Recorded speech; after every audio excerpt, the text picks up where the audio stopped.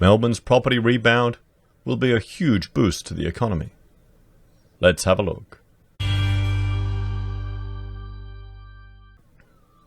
Hello everyone, Florian.heise here and welcome to another episode of HeiseSays. I thought we'd have a look at this article from realestate.com.au, originally from the Herald Sun, discussing the boost to the economy that property will have in Melbourne. The rebound, the V-recovery, which, I mean, is not surprising if anyone has been following just the property market or really the issues that Victoria is having because of the crash in stamp duties. If anything, this isn't really a boost. It's more a sign of the major dependency that the Victorian state has on property. And it's not just Victoria, guys. It's all of our states. It's our entire civilization. We're property mad. Just property mad here in Australia.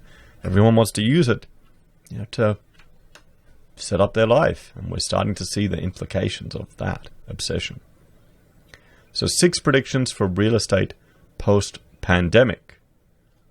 Let's have a look at this. Buyers can prepare to bag a bargain as the property market recovers from the pandemic, but the opportunity may be short-lived. So we're having another FOMO piece, everyone, that we're seeing here. Another example of fear of missing out. And this is the thing that I imagine, and I've seen in the comments, is playing on some people. They want to get into the property market. They've all been told to get into the property market. And one thing to think about is, if you're getting into why are you getting into property? Is it you want to make an investment? Do you want to do the rent vesting trick? Are you buying a home for yourself and your family? How much debt do you want to take on? If you lost your job, would you be able to make the payments? Is the potential stress of that worth it? One thing to consider, could you get a mortgage where if you lost your job, you could pay it just on the New Start or the Job Seeker, whatever they have, without the bonus? Could you get a mortgage for $200 a week? $300 a week? Maybe that won't be the glamorous property you were expecting. Maybe that's the fixer-upper you need to find. Maybe that's avoiding the posh unit in the city or moving a little bit further out and taking advantage from the opportunities to work at home that the new confidence in remote working has given people. Perhaps. Maybe it's waiting 6 months to see what happens when the bank's generous mortgage holidays evaporate. There's a whole lot on the table here, and I think we're seeing more and more FOMO. But there will be a pickup in excitement. More people were out. Yesterday, for the first time in my memory, I actually saw people go to a real estate opening for the house they've been trying to plug across the street. And I asked the agent. She instantly asked if I wanted to sell my house, and I said, "You kidding? I got to wait for the recession, and I got to fix it up." So they're looking for stock. That's my sample size of one. Let me know your weekend experiences if you saw any real estate sales, or if you've gone out there and had a look. How is it out there? What's the vibe? Despite doomsday predictions of house price falling by 30%, experts tip a 10% drop from the pandemic is far more likely. Well, perhaps. We've got the banks predicting that as a worst case scenario, and we haven't even had the word recession officially declared. We haven't had any of the support mechanisms removed. So is now the time to jump in, or is it smarter to wait? Real Estate Institute of Victoria President Leah Calnan said the sooner the industry got back to business, the faster house prices could rebound, and the better it would be for the entire economy. Lifting the ban on auctions and open for inspections was a great start, she said. What about the fact that our unemployment and underemployment is currently sitting at 25%? That international migration to the country is completely stopped, that international students have completely stopped, that tourism has completely stopped, that the rental market is being flooded by Airbnb and other properties, that rents are falling down. Yet it's going to rebound? What do you think, guys? Dead cat bounce? The Victorian market is an enormous contributor from residential sales to commercial buildings, short-stay accommodation and the private rental market, Ms. Calnan said. While these will all have their own starting times, returning to a sense of normality in all of them is really important. Property taxes also contribute close to 48% of the state government's overall funding. There we have it, guys. There we have it. Right there. That is why our glorious leaders in government will do everything they can to perpetuate this property bubble. Every single thing. That's why we have senators who are calling for the banks to be more lenient on these poor investors, and every single one of them has multiple properties. All on interest only. At least in the article that I was reading before.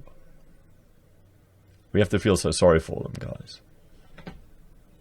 Why didn't they buy less and pay them off? Can someone explain that to me? For 20 years. Because they've been going to all those get-rich schemes where people are doing one to the other and using it to offset their tax. Maybe we need to look at reducing the tax burden we place on people. Reducing what the government does. How many people are employed by the government directly or indirectly? How much money they waste. How many programs achieve absolutely nothing or a negative outcome, negligible. You'd be shocked. Realestate.com.au chief economist Nerida Conisby said there was still significant demand for big family homes despite the pandemic. The group that are most impacted by the pandemic are investors, both local and offshore. We have significant drop-offs in inquiry from both, she said. Conversely, first-home buyers are very active. This is being driven by a number of state and federal incentives available to these buyers. Is that a good thing or a bad thing, guys? I mean, it's a nice house they've got there. They've just bought. Nice garden. I like it. It doesn't look like it needs any work.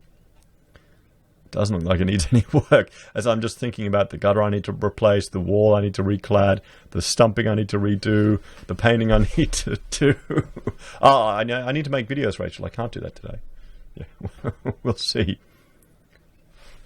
I mean, there you go. Big family homes are still in demand. I like these island benches. They're nice, good, useful space there in the kitchen. The kitchen really is the hub of a house, isn't it? Really is. She said it would be harder for some young buyers to get loan approvals from banks, while others would be forced to put their plans on hold after losing employment. 1 in 5 Victorian adults living with their parents moved back home because of the pandemic, a Finder survey revealed this week. Exactly, so there's less demand for rental properties, guys. Tenants Victoria Chief Executive Jennifer Beveridge said many young adults could face financial hardship well into the year, but higher vacancy rates could help make rent more affordable. Full Circle Property Advocates Director Rob German said the market could slightly weaken when government welfare arrangements such as JobKeeper and JobSeeker ended and the memorandum on evictions was lifted. But prices were unlikely to drop more than 10%, and there could be some good investment opportunities and values for those in a position to buy, he said. He added that self-funded retirees may put their plans to downsize on hold after losing rental income during the crisis. Stamp duty reforms were more important than ever, as the government looked for ways to stimulate the economy, Upside Realty Chief Executive Adam Rigby said. Seniors keep delaying a downsizing because they are unsure about the market and they know they will be slugged with a huge tax when they make the move, Mr. Rigby said. Well, yes, I mean, that's the thing. This is the generation that have invested all their wealth in their property that may lose it as a form of retirement. What's going to happen, guys? So here we go. Just another piece of FOMO from the Melbourne market, or a bit of excitement coming back. Are people jumping in now because they're not sure of what's going to happen? They're not sure if all these implications are going to follow through. I don't know. I would just wait until the bank's memorandum and all these niceties disappear and more people are put at stress. Is that just too mean, guys? What would you do? Would you wait? Would you wait? Are you afraid? Are you feeling FOMO? Fear of missing out? Let us know in the comments, everyone.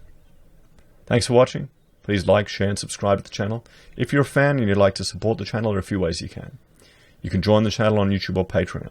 You can support us via using our affiliate links at Amazon or eBay, or Independent Reserve and Kucoin. You can buy a merch from HeiseSays.